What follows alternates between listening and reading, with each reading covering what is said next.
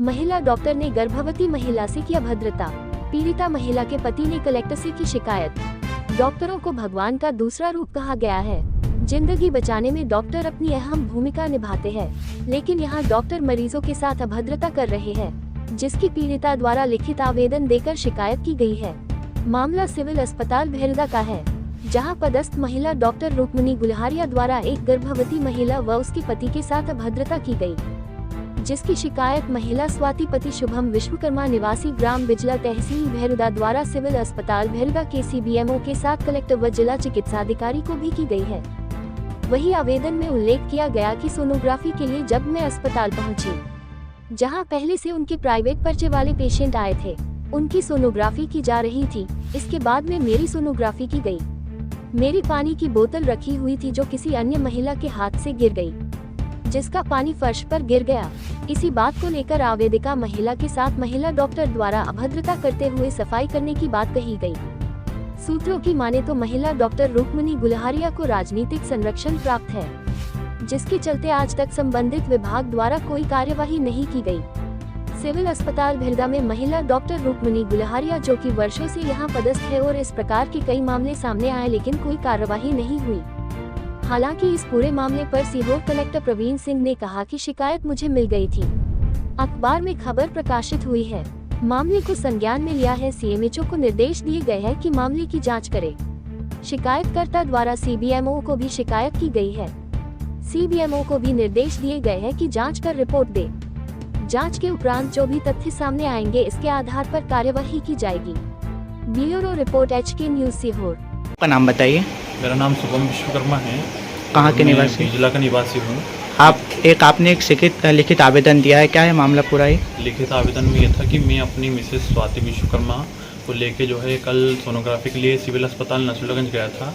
उसकी सोनोग्राफी की मैंने एक माह पूर्व पहले जो है दिनांक ले ली थी 25 तारीख को कि आपको सोनोग्राफी के लिए आना है। मैं जब 25 तारीख को सोनोग्राफी के लिए वहाँ पर पहुँचा तो जो टोकन नंबर होता है शासकीय अस्पतालों में, वो मैंने पहले से लेकर रखा था और साथ ही पर्चा बनवा के रखा था। और जो सोनोग्राफी करती है वहाँ पर रुक्मणी गुलहारिया, उनके द्वारा जो है मुझसे अभद्रता की गई, क्योंकि जो प्राइवेट क्लिनिक में जिन लोगों को वो देखती है पेशेंटों को, उनको जो है बिना किसी गवर्नमेंट पर्चे के आधार पर वो सोनोग्राफी कर रही थी। और हमारा टोकन नंबर पहले लगने के बाद में हमें मतलब सबसे आखिरी में सोनोग्राफी करी।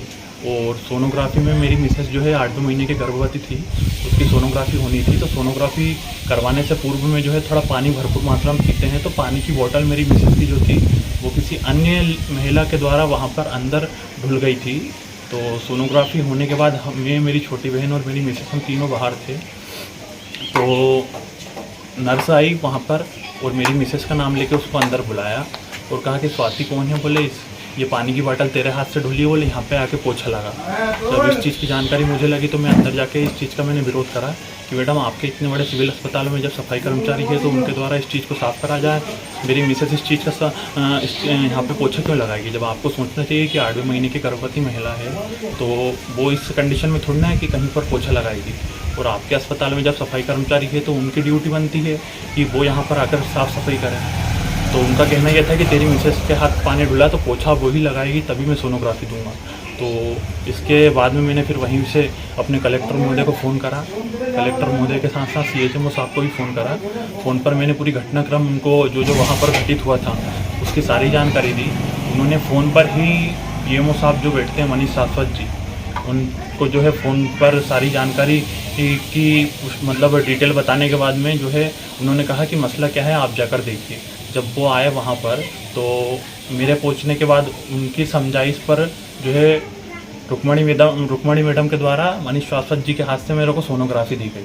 अच्छा, उसके बाद क्या हुआ कि जो वहाँ पर पानी ढुला था, बताते हैं कि जो मेरे आंखों देखा हुआ है कि वहाँ पर कोई सफाई कर्मचारी आया था तो वो जब पानी साफ़ करने लगा तो उसको वापस लौटा दिया।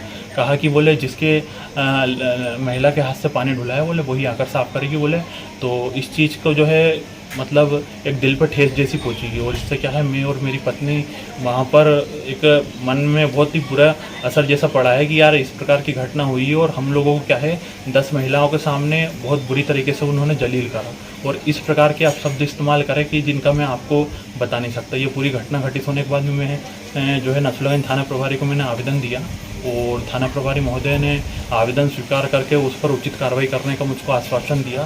साथ ही मैंने अपने बीएमओ साहब मनीष शाश्वत जी को इस विषय में पूरी जानकारी के साथ जो है एक आवेदन उनको भी दिया और CHMO साहब, कलेक्टर महोदय, इनको जो है मैंने व्हाट्सएप के माध्यम से जो है पूरी जो आवेदन की कॉपी थी वो उनको सेंड कर दी। मेरा निवेदन यही है कि इस पूरी घटनाक्रम का जो है उचित कार्रवाई के साथ इस चीज़ को उन पर जो है ठोस से ठोस कदम उठाया जाए ताकि भविष्य में ये किसी अन्य महिलाओं के साथ इस प्रकार की घटना घटित ना हो। देखिए, शिकायत मुझे कल मिल गई थी, सोशल मीडिया पर मैंने पढ़ा था और आज अखबार में छपा है। मामले को संज्ञान में लिया है, CMHO को निर्देश दिए हैं कि इसके ऊपर फैक्चुअली जांच करें और 2 शिकायत जो संबंधित शिकायत करता है उसने BMO को भी दी है, तो BMO को निर्देश दिए कि जांच करके रिपोर्ट दें। जांच के उपरांत जो तथ्य सामने आएंगे उसके आधार पर कार्रवाई करेंगे।